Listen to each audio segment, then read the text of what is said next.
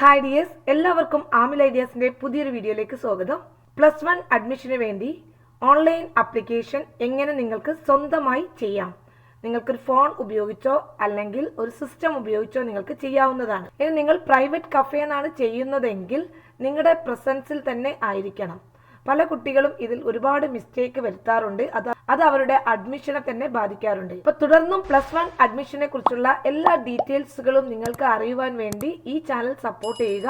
ഒപ്പം വീഡിയോ ഉപകാരപ്രദമാണെങ്കിൽ നിങ്ങളുടെ ലൈക്കും സബ്സ്ക്രൈബും ഞങ്ങൾക്ക് വേണം.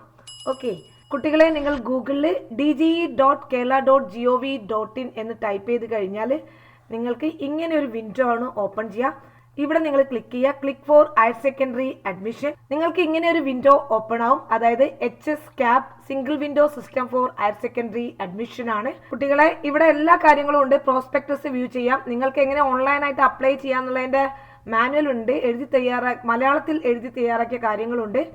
ഇവിടെയാണ് നമ്മൾ ആദ്യം ക്ലിക്ക് ചെയ്യേണ്ടത്. ക്രിയേറ്റ് കാൻഡിഡേറ്റ് ലോഗിനിൽ ക്ലിക്ക് ചെയ്യുക. കുട്ടികളെ, സെലക്ട് ആപ്ലിക്കേഷൻ ഡിസ്ട്രിക്ട് സെലക്ട് ചെയ്യുക. ഇവിടെ നിങ്ങൾക്ക് സെലക്ഷൻ കൊടുക്കാവുന്നതാണ്. നിങ്ങൾ ഓരോ കുട്ടിയും ഏത് ജില്ലയാണോ നോക്കിയിട്ട് അത് സെലക്ട് ചെയ്യാവുന്നതാണ്. ഞാൻ കോഴിക്കോട് കൊടുത്തു.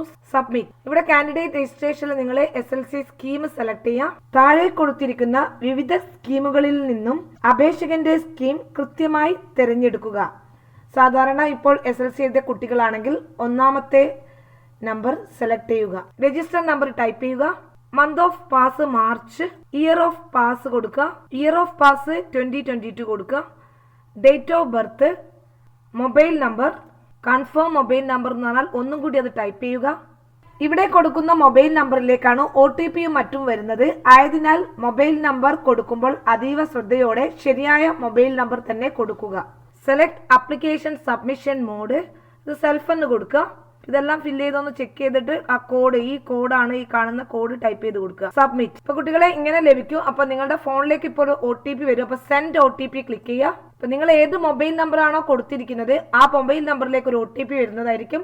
അത് ഇവിടെ നിങ്ങൾ ടൈപ്പ് ചെയ്ത് കൊടുക്കുക. അപ്പൊ കുട്ടികളെ, നിങ്ങളുടെ ഫോണിലേക്ക് വന്ന ഒരു OTP നമ്പർ 4 അക്ക നമ്പറാണ്. അത് ടൈപ്പ് ചെയ്ത് കൊടുക്കുക. അപ്പൊ കുട്ടികളെ, ഇങ്ങനെ ഒരു വിൻഡോയിലേക്ക് കടക്കുന്നതായിരിക്കും. ഇനി ഇവിടെ നിങ്ങൾ ചെയ്യേണ്ടത് ഒരു പാസ്വേഡ് സെറ്റ് ചെയ്യുക എന്നുള്ളതാണ്. പാസ്വേഡ് സെറ്റ് ചെയ്യുമ്പോൾ നമ്മൾ ശ്രദ്ധിക്കേണ്ട കാര്യം 8 ക്യാരക്ടേഴ്സ് വേണം. അതായത് അതിലൊരു ക്യാപിറ്റൽ ലെറ്റർ വേണം. ഫോർ എക്സാമ്പിൾ ഞാൻ പറയാണ് ആമിൽ. ഇതിൽ ക്യാപിറ്റൽ ലെറ്ററും സ്മോൾ ലെറ്ററും ഉൾക്കൊള്ളുന്നുണ്ട്. അത് കഴിഞ്ഞ ഒരു സ്പെഷ്യൽ ക്യാരക്ടർ വേണം. അതായത് @ ഹാഷ്ടാഗ് എന്തെങ്കിലും കൊടുക്കാം. പിന്നെ ഒരു നമ്പറും കൊടുക്കണം. 1 2 3 എന്ന് കൊടുക്കുന്നു. ഇത് അതേ കൺഫേം ചെയ്യാൻ വേണ്ടി അതേ പാസ്വേഡ് വീണ്ടും ടൈപ്പ് ചെയ്ത് നിങ്ങൾ അപ്ഡേഷൻ കൊടുക്കേണ്ടതാണ്. അപ്ഡേറ്റ് കൊടുക്കുക. അപ്പൊ കുട്ടികളെ, ഇവിടെ നിങ്ങൾ കാണിക്കുന്നതായിരിക്കും കാൻഡിഡേറ്റ് ലോഗിൻ സക്സസ്ഫുള്ളി ക്രിയേറ്റഡ് ആണ്. നിങ്ങൾ ലോഗിൻ ക്രിയേറ്റ് ചെയ്ത് കഴിഞ്ഞു.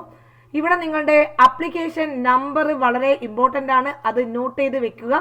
അത് കളഞ്ഞു പോകരുത്. അതുപോലെ തന്നെ ഇതൊരു യൂസർ നെയിം ആയിട്ടാണ് ഉപയോഗിക്കുന്നത്. ആപ്ലിക്കേഷൻ നമ്പർ, പാസ്വേഡും നിങ്ങൾ ഓർത്തു വെക്കുക. പലരും പ്രൈവറ്റ് കഫേനൊക്കെ ചെയ്യുമ്പോൾ ആപ്ലിക്കേഷൻ നമ്പറും പാസ്വേഡും അവിടെ നിന്ന് വാങ്ങിക്കില്ല. അപ്പൊ നിങ്ങൾക്ക് സ്വന്തമായി ലോഗിൻ ചെയ്യാൻ പിന്നീട് സാധിക്കുന്നതല്ല. അതുകൊണ്ട് തന്നെ ആപ്ലിക്കേഷൻ നമ്പറും പാസ്വേഡും വളരെ ഇമ്പോർട്ടന്റ് ആണ്. നിങ്ങൾ ഇനി ഇവിടെ ലോഗിൻ ചെയ്യാവുന്നതാണ്. ലോഗിൻ ബട്ടൺ കൊടുക്കുക. അതിന്റെ മുന്നേ നിങ്ങൾ ആപ്ലിക്കേഷൻ നമ്പർ നോട്ട് ചെയ്ത് വെക്കുക. കാൻഡിഡേറ്റ് ലോഗിനിൽ പോയി കഴിഞ്ഞാൽ ഇങ്ങനെ ഒരു വിൻഡോയിലേക്കാണ് കടക്കുന്നത്. ഇവിടെ നിങ്ങളുടെ യൂസർ നെയിം, പാസ്വേഡ്, ഏത് ഡിസ്ട്രിക്റ്റ് ആണ് നിങ്ങൾ സെലക്ട് ചെയ്തത് അത് കൊടുത്ത് ലോഗിൻ ചെയ്യുക. യൂസർ നെയിം ആയിട്ട് നിങ്ങൾക്ക് കിട്ടിയിരിക്കുന്ന ആപ്ലിക്കേഷൻ നമ്പർ ആണ് ഇവിടെ കൊടുക്കേണ്ടത്. അപ്പൊ കുട്ടികളെ, അടുത്തതായിട്ട് നിങ്ങൾ ഇവിടെ അപ്ലൈ ഓൺലൈനിൽ പോയിട്ട് നിങ്ങൾ ഇവിടെ ആപ്ലിക്കേഷൻസ് ഡീറ്റെയിൽസ് കൊടുക്കുകയാണ് വേണ്ടത്. ഓൺലൈൻ അപേക്ഷയിൽ ആദ്യമായി വിദ്യാർത്ഥി 10ാം തരം പഠിച്ച സ്കൂളിന്റെ വിവരങ്ങൾ നൽകുക. വിദ്യാർത്ഥി 10ാം തരം പഠിച്ച സ്കൂൾ ഹയർ സെക്കൻഡറി സ്കൂൾ ആണെങ്കിൽ സെലക്ട് ലിസ്റ്റിൽ നിന്നും പ്രസ്തുത സ്കൂൾ തിരഞ്ഞെടുക്കുക. ഇല്ലെങ്കിൽ അതേഴ്സ് തിരഞ്ഞെടുക്കുക. കുട്ടികളെ, ഇങ്ങനെ വന്നു കഴിഞ്ഞാൽ നിങ്ങളുടെ സ്കൂൾ സെലക്ട് ചെയ്ത് കൊടുക്കുക. നിങ്ങൾ പഠിച്ച സ്കൂളാണ്, അത് സെലക്ട് ചെയ്യുക. അത് സ്കൂൾ കോഡ് അനുസരിച്ചിട്ടാണ് ഇവിടെ ഉണ്ടാവുന്നത്. അത് സെലക്ട് ചെയ്യുക. അടുത്തതായി യോഗ്യതാ പരീക്ഷയുടെ വിവരങ്ങളാണ് നൽകേണ്ടത്. ലോഗിൻ പേജിൽ നമ്മൾ നൽകിയ വിവരങ്ങൾ, അതായത് സ്കീം, രജിസ്റ്റർ നമ്പർ, പാസ്സായ വർഷം, മാസം അവിടെ കാണിക്കുന്നതായിരിക്കും. ബോർഡ് എക്സാം പാസ്സായോ എന്ന ചോദ്യത്തിന് ബോർഡ് എക്സാം പാസ്സായി, യെസ്, അല്ലാത്തവർ നോ എന്നും നൽകുക. ഇതിവിടെ ഓൾറെഡി യെസ് ആയിട്ട് വന്നിട്ടുണ്ട്. ഇതെല്ലാം കറക്റ്റ് ആണെന്ന് ചെക്ക് ചെയ്യുക. നിങ്ങൾക്ക് ഇവിടെ ഓൾറെഡി വന്നിട്ടുണ്ടാകും. അടുത്തതായി പേഴ്സണൽ ഡീറ്റെയിൽസ് ആണ്. ഇവിടെ നിങ്ങളുടെ സ്റ്റേറ്റ് സിലബസിൽ പഠിച്ച കുട്ടികളാണെങ്കിൽ നിങ്ങളുടെ name, gender, caste, category, religion, date of birth, father's name, mother's name ഇതെല്ലാം തന്നെ ഇവിടെ വന്നിട്ടുണ്ടാവും. ആധാർ നമ്പർ വന്നിട്ടുണ്ടാവില്ല. അത് നിങ്ങൾ ഇവിടെ ടൈപ്പ് ചെയ്ത് കൊടുക്കേണ്ടതാണ്. അപ്പൊ ഇതെല്ലാം വിദ്യാർത്ഥികൾ കറക്റ്റ് ആയിട്ട് നൽകേണ്ടതാണ്. ഇവിടെ കൊടുക്കാത്ത വിദ്യാർത്ഥികൾ ഉണ്ടെങ്കിൽ അത് കറക്റ്റ് ആയിട്ട് തന്നെ നൽകണം. നിങ്ങളുടെ കാറ്റഗറിയിലൊക്കെ എന്തെങ്കിലും വിവരങ്ങൾ തെറ്റായി നൽകി കഴിഞ്ഞാൽ നിങ്ങളുടെ അഡ്മിഷൻ തന്നെ ഇല്ലാതാവുന്നതായിരിക്കും. അതുകൊണ്ട് തന്നെ വളരെയധികം ശ്രദ്ധയോടെ വേണം ഇത് രേഖപ്പെടുത്തുവാൻ. അടുത്തതായി അതർ ഡീറ്റെയിൽസ് ആണ്. ഇത് അധിക കുട്ടികൾക്കും ഉണ്ടാകാറില്ല. ഇനി ഇത് യെസ് ആണെങ്കിൽ നിങ്ങൾ ഏത് ഭാഷ എന്ന് കൊടുക്കേണ്ടതാണ്. ഇത് സാധാരണ കേസിൽ നോ തന്നെയായിരിക്കും വരുന്നത്. അപ്പൊ ഇത് നിങ്ങൾ ഫില്ല് ചെയ്യേണ്ട ആവശ്യമില്ല. ഇനി ഇവിടെ ഒരു കാര്യം കൂടി ശ്രദ്ധിക്കേണ്ടതാണ്. ഇനി അടുത്തതായിട്ട് ഡിഫറെന്റ്ലി ഏബിൾ ആണ്, അതായത് ഫിസിക്കലി ചാലഞ്ചഡ് ആയിട്ടുള്ള കുട്ടികളാണെങ്കിൽ അതിന്റെ കാര്യങ്ങൾ കൂടി ഇവിടെ നൽകേണ്ടതാണ്. ആ കുട്ടികൾ അവരുടെ വിവരങ്ങൾ ഇവിടെ നൽകേണ്ടതാണ്. അടുത്തതായി വിദ്യാർത്ഥിയുടെ ജില്ല, താലൂക്ക്, പഞ്ചായത്ത് എന്നിവയാണ് രേഖപ്പെടുത്തേണ്ടത്. ഇത് ഞാൻ ഇവിടെ ഓൾറെഡി രേഖപ്പെടുത്തിയതാണ്. നിങ്ങൾക്ക് ഇവിടെ ക്ലിക്ക് ചെയ്ത് കഴിഞ്ഞാൽ കിട്ടാവുന്നതാണ്. നിങ്ങളുടെ ജില്ല ഏതാണെന്ന് ഇവിടെ നിങ്ങൾക്ക് ക്ലിക്ക് ചെയ്താൽ സെലക്ട് ചെയ്യാവുന്നതാണ്. ഇവിടെ നിങ്ങൾക്ക് ഏതാണോ നിങ്ങളുടെ ഡിസ്ട്രിക്ട് അത് സെലക്ട് ചെയ്യാവുന്നതാണ്. അതേഴ്സ് ആണെങ്കിൽ, നിങ്ങൾക്ക് ജില്ലയുടെ പുറത്തുള്ളവരാണെങ്കിൽ അതേഴ്സ് കൊടുക്കാവുന്നതാണ്. ഏതാണ് നിങ്ങളുടെ ലോക്കൽ ബോഡി എന്നുള്ളതും ഇവിടെ നോക്കി നിങ്ങൾക്ക് സെലക്ട് ചെയ്യാവുന്നതാണ്. അടുത്തതായി അപേക്ഷകന്റെ മേൽവിലാസമാണ് നൽകേണ്ടത്. ഇത് ഓൾറെഡി ഇവിടെ വന്നിട്ടുണ്ടാകും. വരാത്ത കുട്ടികളാണെങ്കിൽ ഇവിടെ നിങ്ങൾക്ക് പെർമനന്റ് അഡ്രസ്സ് ടൈപ്പ് ചെയ്ത് നൽകാവുന്നതാണ്. പിൻകോഡ് നിങ്ങൾ ഇവിടെ ടൈപ്പ് ചെയ്ത് കൊടുക്കണം. പിൻകോഡ് ഇവിടെ വന്നിട്ടുണ്ടാവില്ല, ഇത് ഞാൻ ടൈപ്പ് ചെയ്തതാണ്. അതുപോലെ തന്നെ കമ്മ്യൂണിക്കേഷൻ അഡ്രസ്സ് സെയിം ആണെങ്കിൽ ഇവിടെ സെയിമിൽ ക്ലിക്ക് ചെയ്താൽ മതി. അതേ അഡ്രസ്സ് തന്നെ ഇവിടെ വരുന്നതായിരിക്കും. ഇതെല്ലാം കൃത്യതയോടെ നൽകേണ്ടതാണ്. പിൻകോഡ് ടൈപ്പ് ചെയ്യുക. ഇവിടെ കൊടുക്കേണ്ട മൊബൈൽ നമ്പർ നിങ്ങൾക്ക് എപ്പോഴും ഉപയോഗിക്കാവുന്ന, അതായത് നിങ്ങളുടെ രക്ഷിതാവിന്റെയോ അല്ലെങ്കിൽ കുട്ടിയുടെയോ മൊബൈൽ നമ്പറാണ് ഇവിടെ നൽകേണ്ടത്. ഇമെയിൽ ID നിർബന്ധമില്ല, ആവശ്യമുണ്ടെങ്കിൽ മാത്രം നൽകിയാൽ മതി. ഇനി അടുത്തതായിട്ട് ബോണസ് പോയിന്റ് ഡീറ്റെയിൽസ് ആണ് നൽകേണ്ടത്. NCC, student police cadet, little kite, dependent of ജവാൻ, അതായത് എക്സ് സർവീസ് കോട്ടയിലുള്ളവരാണെങ്കിൽ ഇതിൽ ഏതാണോ ഒരു കുട്ടിയുടെ ബോണസ് പോയിന്റ് അതിന്റെ സർട്ടിഫിക്കറ്റുകൾ, അതായത് ഒറിജിനൽ സർട്ടിഫിക്കറ്റുകൾ ഉണ്ടെങ്കിൽ മാത്രമേ കുട്ടികളെ ഇതിൽ നിങ്ങൾ ടിക്ക് ചെയ്യാൻ പാടുള്ളൂ. അപ്പൊ ഇതിൽ നിങ്ങൾക്ക് മാക്സിമം 10 പോയിന്റ് ആണ് ഇതിൽ നിജപ്പെടുത്തിയിട്ടുള്ളത്. അതുകൊണ്ട് തന്നെ നിങ്ങൾ എല്ലാം ടിക്ക് ചെയ്താലും നിങ്ങൾക്ക് മാക്സിമം 10 പോയിന്റ് മാത്രമേ ലഭിക്കുകയുള്ളൂ. ഇനി ബോണസ് പോയിന്റ് നിങ്ങൾ ക്ലെയിം ചെയ്തിട്ടുണ്ടെങ്കിൽ അഡ്മിഷന്റെ സമയത്ത് ഇതിന്റെ സർട്ടിഫിക്കറ്റുകൾ, ഒറിജിനൽ സർട്ടിഫിക്കറ്റുകൾ നിങ്ങൾ അവിടെ ഹാജരാക്കേണ്ടതാണ്. അല്ലാത്ത പക്ഷം നിങ്ങൾക്ക് ഹാജരാക്കാൻ സാധിച്ചിട്ടില്ലെങ്കിൽ നിങ്ങളുടെ അഡ്മിഷൻ തന്നെ റദ്ദ് ചെയ്യപ്പെടുന്നതാണ്. അതുകൊണ്ട് വളരെ സീരിയസ് ആയിട്ടുള്ള കാര്യമാണ്. കുട്ടികൾ അറിയാതെ ഇതിൽ ടിക്ക് ചെയ്തു പോകും. ഇത് അവരുടെ WGPയെ ബാധിക്കുന്നത് കൊണ്ട് തന്നെ പല കുട്ടികൾക്കും ഈ അബദ്ധം സംഭവിക്കാറുണ്ട്. പിന്നീട് അവരുടെ അടുത്ത അലോട്ട്മെന്റുകളിൽ ഒന്നും തന്നെ പരിഗണിക്കുന്നതല്ല. അത് അവരുടെ അഡ്മിഷൻ ക്യാൻസൽ ആയി പോവാറുണ്ട്. അതുകൊണ്ട് ഈ ഒരു ഭാഗം പ്രത്യേകം ശ്രദ്ധിക്കുക. ബോണസ് പോയിന്റ് ഉള്ളത് മാത്രമേ ടിക്ക് ചെയ്യാൻ പാടുള്ളൂ. അടുത്തതായി കോകരിക്കുലർ ആക്ടിവിറ്റീസ് ആണ്. അതായത് NTSC, ദേശീയ സംസ്ഥാനതല പരീക്ഷയിൽ യോഗ്യത നേടിയവർ ടിക്ക് ചെയ്യുക, അല്ലാത്തവർ ടിക്ക് ചെയ്യരുത്. അതുപോലെ തന്നെ NMMSSC, USS, LSS പോലെയുള്ള സ്കോളർഷിപ്പ് പരീക്ഷകളിൽ യോഗ്യത നേടിയവരാണെങ്കിൽ ടിക്ക് ചെയ്യുക. അതുപോലെ തന്നെ സ്കൂൾ തലത്തിലെ വിവിധ ക്ലബ്ബുകളിലെ പങ്കാളിത്ത സർട്ടിഫിക്കറ്റുകൾ ഉണ്ടെങ്കിൽ നിങ്ങൾക്ക് ഇവിടെ ടിക്ക് ചെയ്യാവുന്നതാണ്.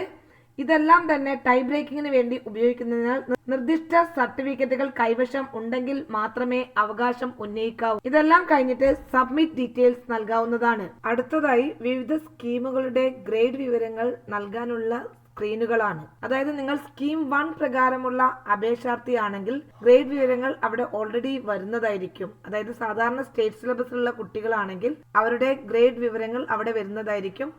നിങ്ങളുടെ ഗ്രേഡ് ഒന്ന് ചെക്ക് ചെയ്ത് സബ്മിറ്റ് നൽകാവുന്നതാണ്. ഇനി സ്കീം 2 പ്രകാരമുള്ള അപേക്ഷാർത്ഥിയുടെ മാർക്ക് ലിസ്റ്റ് നോക്കി ഗ്രേഡുകൾ നൽകേണ്ടതാണ്. ഇനി സ്കീം 4 ആണ് CBSE കുട്ടികളുടേത്. CBSE 2020 മുതൽ 2 തരം മാത്സ് പരീക്ഷ നടത്തുന്നുണ്ട്. ബേസിക് മാത്സും സ്റ്റാൻഡേർഡ് മാത്സും. ഇതിൽ സ്റ്റാൻഡേർഡ് മാത്സ് പരീക്ഷ പാസ്സായവർക്ക് മാത്രമേ +1 പ്രവേശനത്തിന് മാത്സ് വിഷയം ഉൾപ്പെടെ സയൻസ് കോമ്പിനേഷൻ തിരഞ്ഞെടുക്കുവാൻ സാധിക്കുകയുള്ളൂ. അതുകൊണ്ട് CBSE പാസ്സായ വിദ്യാർത്ഥികൾ ഗ്രേഡ് വിവരങ്ങൾ കൊടുക്കുമ്പോൾ ഏത് മാത്സ് ആണ് പഠിച്ചതെന്ന് ശ്രദ്ധാപൂർവം തിരഞ്ഞെടുക്കണം. തിരഞ്ഞെടുക്കുമ്പോൾ നിങ്ങൾ തിരഞ്ഞെടുത്ത മാത്സ് ഓപ്ഷൻ ശരിയാണെന്ന് ഉറപ്പുണ്ടോ എന്ന് ചോദിക്കും. അത് ശരി എന്ന് കൊടുത്താൽ മാത്രമേ മാത്സിന്റെ മാർക്ക് നൽകാൻ കഴിയുകയുള്ളൂ. CBSEയിൽ ഏതെങ്കിലും വിഷയങ്ങൾ പഠിച്ചിട്ടില്ലെങ്കിൽ അതിനു പകരം പഠിച്ച വിഷയം ഏതാണോ അത് തിരഞ്ഞെടുത്ത് അതിന്റെ ഗ്രേഡ് നൽകുക. CBSE ICSE പഠിച്ച കുട്ടികളുടെയൊക്കെ ഗ്രേഡുകൾ ഇവിടെ നൽകേണ്ടതാണ്. സ്റ്റേറ്റ് സിലബസിൽ പഠിച്ച കുട്ടികളുടെ ഗ്രേഡ് വിവരങ്ങൾ ഓട്ടോമാറ്റിക്കായി ഇവിടെ വരുന്നതായിരിക്കും. അത് ചെക്ക് ചെയ്തിട്ട് നിങ്ങൾക്ക് സബ്മിറ്റ് നൽകാവുന്നതാണ്. ഇനി അടുത്തതായിട്ട് നിങ്ങൾക്ക് ഏറ്റവും താല്പര്യമുള്ള സ്കൂളും കോഴ്സും സെലക്ട് ചെയ്യുക എന്നുള്ളതാണ്. അതിന് നമ്മൾ ഓപ്ഷൻ രജിസ്ട്രേഷൻ എന്ന് പറയും. അപ്പോൾ ഇവിടെ നിങ്ങൾക്ക് ഓപ്ഷൻ ആഡ് ചെയ്യാണ് വേണ്ടത്. നിങ്ങൾ ആഗ്രഹിക്കുന്ന സ്കൂളും കോഴ്സും നിങ്ങൾക്ക് സെലക്ട് ചെയ്ത് കൊടുക്കാവുന്നതാണ്. അപ്പോൾ നിങ്ങളുടെ വീടിന്റെ അടുത്തുള്ളതോ അല്ലെങ്കിൽ നിങ്ങൾക്ക് ഏറ്റവും ഇഷ്ടമുള്ള സ്കൂളും കോഴ്സുമാണ് സെലക്ട് ചെയ്യേണ്ടത്. ഇത് ഓരോ കുട്ടിയും ആദ്യമേ തീരുമാനിച്ച ഒരു പേപ്പറിൽ എഴുതി വെക്കണം. ഏത് സ്കൂളിലാണ് ഞാൻ കൊടുക്കേണ്ടത്, ഏത് കോഴ്സാണ് സെലക്ട് ചെയ്യേണ്ടത് എന്നുള്ള കാര്യം. അപ്പോൾ നിങ്ങൾ പഠിക്കാൻ ഉദ്ദേശിക്കുന്ന സ്കൂളിന്റെ കോഡും കോഴ്സും എഴുതി ഒരു പേപ്പറിൽ ആദ്യം വെക്കുക. സ്കൂൾ കോഡിൽ എന്തെങ്കിലും സംശയം ഉണ്ടെങ്കിൽ ഇവിടെ ക്ലിക്ക് ചെയ്ത് നീഡ് ഹെൽപ്പ് ചോദിക്കാവുന്നതാണ്. ഇവിടെ സ്കൂൾ കോഡ് കൊടുത്തിട്ടുണ്ട്, സ്കൂളിന്റെ നെയിമും ഉണ്ട്, ആ സ്കൂളുകളുടെ കോഴ്സ് ഡീറ്റെയിൽസ് കാര്യങ്ങളും ഇവിടെ നൽകിയിട്ടുണ്ട്.